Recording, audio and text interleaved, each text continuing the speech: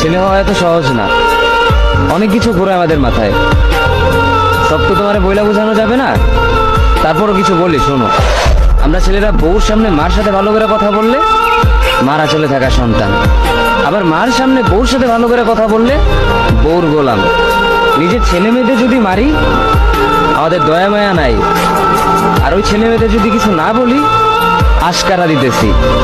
নিজের বউরে দিয়া যদি জব করাই সেই ক্ষেত্রে আমি বউর কামাই খাই, আর যদি বউরে দিয়া জব না করাই আমি সন্দেহ করি।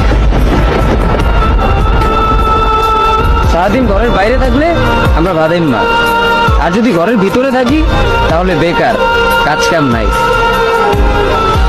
আর এই তোমাদের মেয়েদের গায়ে যদি আমরা ভুলেও টাচ করি না আমরা নির্যাতক, আর যদি তোমরা মেয়েরা আমাদের গায়ে হাত তুলো আমরা কাপুরুষ। আর একটা ছেলে কি বা করে পুরো লাইফে নিজের জন্য? মার ওষুধের থেকে শুরু করে বউ বাচ্চার প্রত্যেকটা সব পালন করার দায়িত্ব একটা পুরুষের। কিন্তু কি লাভ এত কিছু কইরা? দিন শেষে একটা ভুল করলেই সবাই